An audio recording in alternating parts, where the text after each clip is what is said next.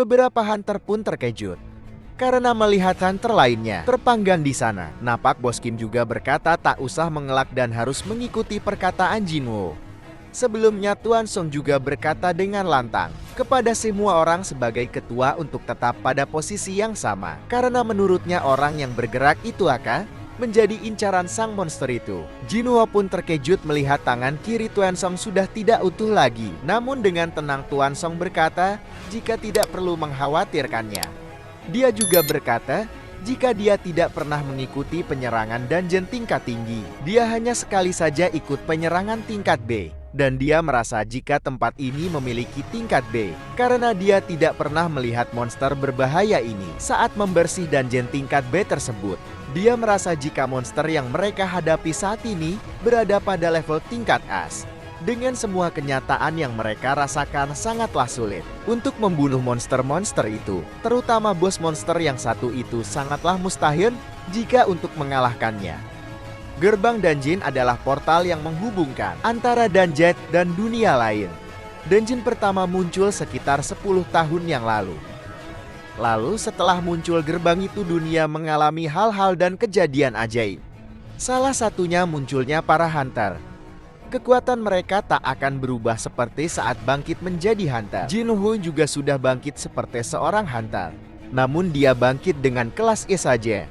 Meskipun Jinwoo dikatakan lebih kuat daripada manusia biasa.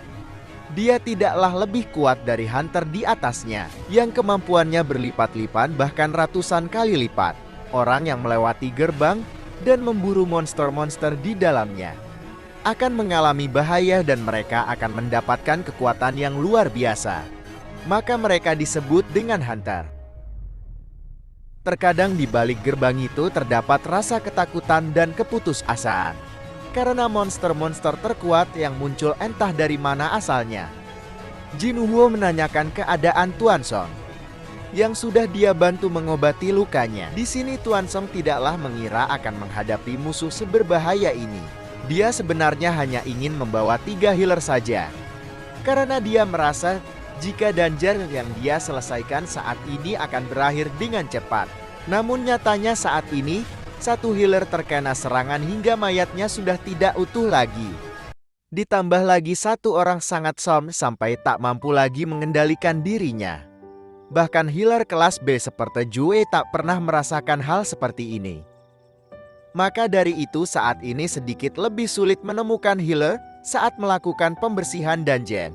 Ungkap Tuan Song pada Jinwoo. Jinwoo berpikir dengan sangat keras untuk mencari celah. Bagaimana cara melawan monster itu dan lalu kabur? Meskipun hal itu tidaklah mudah. Dalam hati Jinwoo pun setuju dengan Tuan Song. Karena jika dia bergerak sedikit saja dari tempatnya saat ini, bisa dipastikan bahwa mereka akan kehilangan nyawa hingga tak tersisa. Karena akan diserang oleh patung monster besar itu. Maka dari itu, mereka harus menghindar dari pertarungan. Namun jika mereka mencoba melarikan diri, patung penjaga itu akan membinasakan mereka. Dengan begitu mudahnya. Lalu salah satu hunter melakukan sesuatu. Dia tak ingin hidupnya mati sia-sia. Karena hunter itu baru bergabung di serikat atau guild besar saat ini. Maka dia pun berpikir tidak boleh mati dengan konyol. Di tempat ini, meski sudah diperingatkan oleh ketua party, namun pria itu tak menggubrisnya. Dia merasa bisa menghabisi musuh-musuhnya dengan kekuatan kaki yang dimilikinya. Saat ini terlihat dia memusatkan semua kekuatan pada tumpuan kakinya untuk melesat dengan sangat cepat. Dia merasa jika akan berhasil keluar, melewati pintu terkutuk itu. Dengan sekejap badannya pun sirna oleh tatapan mata laser dari monster itu. Yang sedari tadi mengawasi mereka. Semua hunter yang lain pun hanya bisa menyaksikan hal mengerikan itu tanpa bisa berbuat apapun. Jinwoo merasa jika monster ini bisa menghabisi mereka dengan begitu mudahnya bagaikan serangga. Namun mengapa monster ini tak melakukannya? Apa yang mereka inginkan sebenarnya? Jinwoo merasakan jika monster ini memiliki serangan yang mengikuti pola, tak seperti monster biasanya yang menyerang dengan membabi buta. patung besar yang menembakkan laser melalui matanya, dan penjaga yang akan menebas siapa saja yang akan mendekati pintu. Akhirnya Jinwoo mengingat peraturan yang mereka baca sebelumnya. Jika peraturan yang pertama sembah Lat yang mulia, Jinwoo pun mencoba hal gila itu.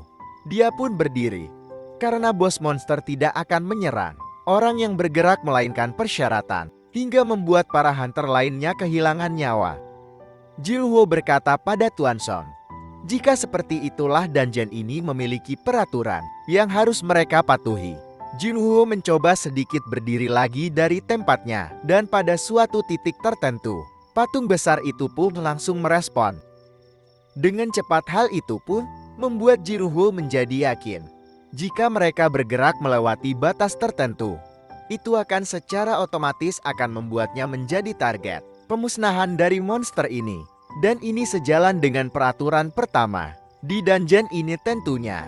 Lalu Jinwoo meminta dengan lantang pada semua orang untuk tetap menundukkan kepala mereka. Awalnya Bos Kim dan yang lainnya tidak setuju dan menganggap Jinwoo mulai gila karena kondisi yang mendesaknya. Lalu, setelah menjelaskan hal yang dia temukan, Tuan Song pun akhirnya menyetujui saran dari Jinwoo. Tuan Song mengajak semua orang untuk mengikuti arahan dari Jinwoo. Ini benar-benar sudah gila, kata salah satu hunter.